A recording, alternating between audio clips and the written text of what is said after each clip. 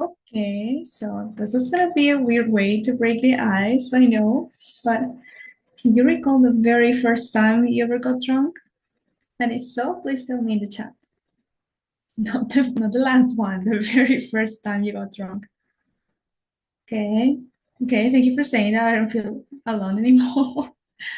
Never. Nice. I wish I was you. I really wish I was you. Okay, so the first time that I ever got drunk, I was 18 years old. And to clarify, being 18 years old makes you an adult in my country, okay? So I was already an adult, just to be clear. And see, what happened is that my partner took me to his hometown once to introduce me to his friends. We stayed at his apartment in Mexico City, and it was this, I think it was a third floor apartment or so. And there was this terrace, like you walk out the apartment, like out the door, and there's a terrace. Okay, that's an important detail. And the terrace actually doesn't have like a tall border. It's not like a, it doesn't even get to your knees, that border that the terrace had. So, not that. And we're with one friend at first, so we're just drinking juice like good kids. Well, not kids, they actually were in their 30s or so. But yeah, we were just drinking juice, having snacks, and then the other friend came along and he wanted to drink. He actually brought beer for us all and, started drinking.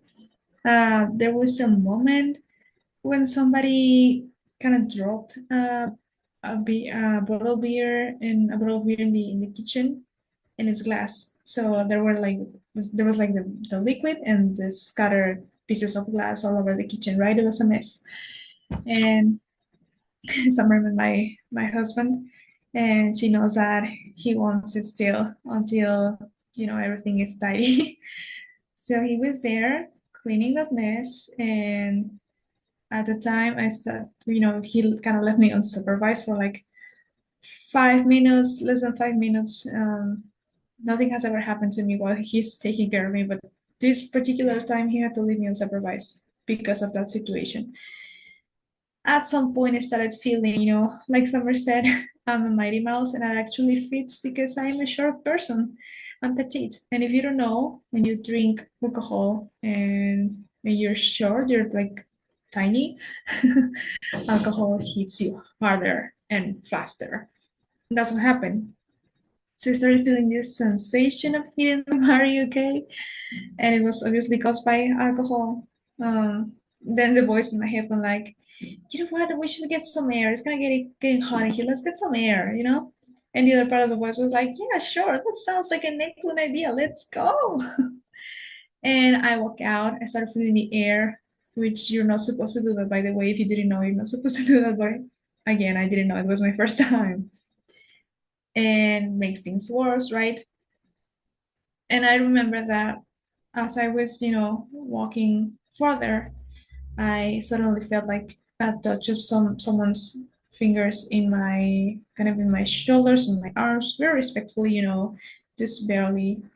And this person kind of, pulled me back inside the apartment and sat me down, right? And maybe this person thought that I was gonna, fall off, trip, and like again the terrace had this low barrier, so I could have probably tripped and fall off. He was thinking of that in advance. And here's the thing. He didn't do that because it was me or because it was special in any way, but just because he cared enough for another human being and their safety. And that right there is your first foundation, especially when it comes to marketing your business, right? Because the very first thing with marketing, and my friend Rebecca and I always reference bridges for marketing. It's like marketing is about building bridges. So your foundation is caring. And being the expert in your field, being seen as an authority, that absolutely goes a long way. The thing that people care is that, people care that you care. That's when you get clients because they know that you care. Okay. So that's the thing with Pinterest, with marketing. And when it comes to Pinterest marketing, this talk is about the how to of Pinterest marketing in 2025. So I'm going to tell you real quick. There are general how-tos that are always like the basis for Pinterest marketing, and then there are the specific how-tos for 2025. Okay, so starting with that, the first thing about Pinterest is that it's a search engine. Okay, what that means is basically people search and they're gonna find.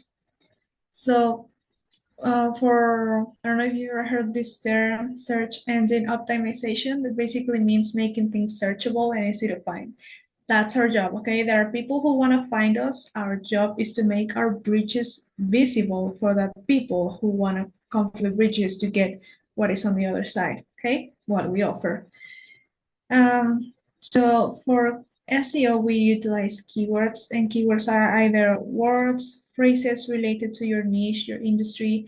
They can also be questions, for example. Some people, especially on Pinterest, either people are solution aware or problem aware. At the very least, they're going to be symptom aware, right? So, for example, think of your person, that one person that is gonna walk through that bridge that you have, right? Is that person that you want to serve, that person you want to help, that you want to make an impact in their lives? What are they searching for? You know, when they're sitting down in front of the computer or the phone, whatever. What are they searching, let's say, on Google, which is another search engine? Maybe they're searching something like, what does 1111 mean? Why do I see 1111 everywhere, right? I give this example because when it comes to health, it's kind of like shocking. If you search something health related, it might be something shocking like why can I handle bread? Why does it hurt when I eat bread? And then Google is like, oh, it can be this autoimmune disease, and then this can happen and this can happen. Very shocking, alarming. Get checked if you have a health situation. Don't Google it. Like the other day, it's very mean also. Like the other day, I just Google, why can't I feel my butt? And Google said, you don't have one. Very, very extremist, very mean. No, very mean. But anyways, in the same way that people are searching for stuff on Google, they are searching for stuff on Pinterest. And when you know what people might be searching for, can have an idea of what they could be searching for, you go to the search bar tool in your Pinterest home feed to find your keywords, okay? So this is something that you have to do whether from desktop, from the web, or your app, your Pinterest app. Go to the home feed, very important, because if not, you're not gonna find anything. Home feed, where all the images are, in the very beginning, the first screen that receives you. There is a search bar tool, and when you type 2 to 3 words related to your industry, some things are gonna come up and make suggestions. And these are not just random suggestions, these are the actual search terms that people are utilizing already to search for the stuff that they want to find. So those are your keywords that are going to help you rank on search results, appear in search results. Now that you gather all your keywords, once you have them, you're gonna go to your profile and apply them so that you make your profile searchable. Again, we're trying to make ourselves visible, easy to find for the people who want to find us. Okay, these people want to find us. We have to be visible. We have to show up and be there. Okay. First things first, business account. It's important that it's a business account because the business account is going to give you more insights. It's going to let you know about your audience, going to let you know about what is trending, it's going to let you know about which pieces of your content is performing better than the others, what are other interests that your audience has, and so many more. Okay, business account. Once you have your business account and you go to your settings, you're going to start applying the keywords to your profile. The first thing is your display name. Your display name is that big, bold name. And it's important that you have keywords there because that makes it searchable. Again, when you are searching for something, maybe you're going to see some people appearing there in the suggested searches because they are already ranking because of a keyword, right? They are easy to find. That has to be you too, okay?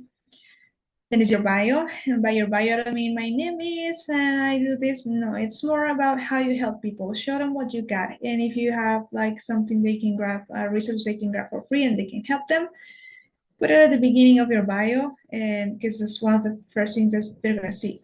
And again, use keywords because that makes it searchable and easy to find. once you have your profile, your bio, we're gonna go with the boards. The boards, if you haven't used Pinterest before, boards are these digital spaces where you keep your content organized by categories, but it's not just for the sake of you keeping everything nice and pretty organized. It's also telling the algorithm where your content is supposed to go based in these categories, based in the keywords that you use, and also for Pinterest users who come across your profile for the first time, they can go to your through your boards. It's a quick glance of what you talk about. It's easy and yeah. So what is new with boards in 2025? There are two things. One is only this thing you're only going to be able to do from the mobile version, I mean the app. There is an option to create board banners, like the banners that you use for your profile, but smaller. If you talk about different categories or different topics, and every topic has a different freebie, you can make a different banner for each freebie and put it in your board banners, right? That's one thing.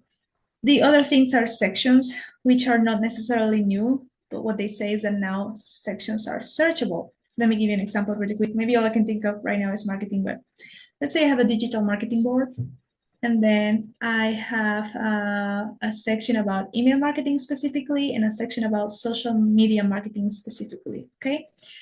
So just because I have pins in the email marketing section, whenever somebody searches for email marketing, my pins that are in the email marketing section are more likely to appear in the search results as well, okay?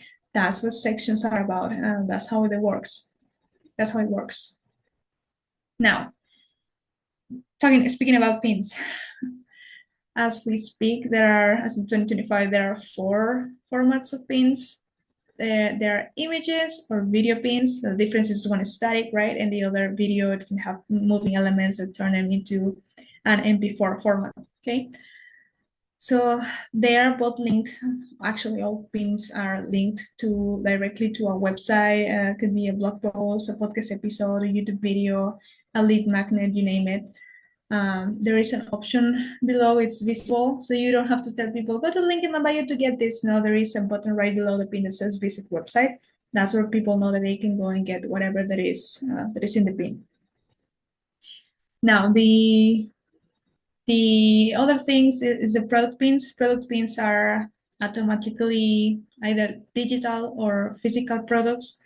Then whenever Pinterest knows you have those products and you are a verified merchant, and you connected, your store, Pinterest is pulling those pins and pulls like images, square images from your products regularly, and they go linked straight to the listing, so the page where they can buy the thing. And they also have the details for when some things, for digital products are always there, but if it was a physical product, it lets you know when are out of stock and when they are restocked and available again, right? Those are the product pins. Now, we also have the collage pins. This is the thing that is kind of like the new thing in 2025. And I will tell you, whenever there is a new feature, usually there's something that they're pushing up more. So if you have the chance to use that, go ahead and use it, because they're gonna give it more exposure, more reach, let's say, because it's a new thing, the thing of the moment. Collage pins are basically a collage that you can make from your app, from pieces of different pins that you have. And when you have those image pieces of your pins, the collage pin includes in their like description, let's say, that they are from this particular pin, and includes a link as well. So if you had digital products, let's say workbooks, planners, you name it, whatever PDFs that you have, and you put them all together, templates, I don't know, whatever, and it's all together, and the person sees the collage pin, they're gonna see that they're linked to each of those pins and where to get them, right? So that's the thing about collage pins. The other thing that is new about, it's not new actually, they were brought back around, they were first in 2022, 2023 sometime, and now they brought it back, is connecting your social media feed to your Pinterest feed. Listen, you were given free will. That was your gift when you incarnated into this earth, right? I'm not here to overstep. I'm not here to tell you what to do, but I will tell you for experience that I suggest you not to claim your Instagram account and connect your social media feed to your Pinterest feed. And here's why. When you post an Instagram post, usually it doesn't have the keywords that Pinterest requires to know where that piece of content is supposed to go. So it's not going to go anywhere, and it's going to affect your reach. Okay, your reach will drop significantly. The other thing is that usually you put hashtags on Instagram, and it's not a thing anymore on Pinterest. So again, it doesn't go anywhere. And the other thing, correct me if I'm wrong, usually when you put something on Instagram, is some upcoming event that is not going to last forever, right? Or a limited time offer. And when it comes to Pinterest, you need to think long term. So if you're gonna connect your feed and your post about a limited offer is going to your Pinterest and somebody 10 years later find it, then it's gonna be like, where is it? Where is this thing? So what's the point really? And yeah, I think that's gonna be it. I think we made it right on time. And I'm gonna take your questions now. Thank you.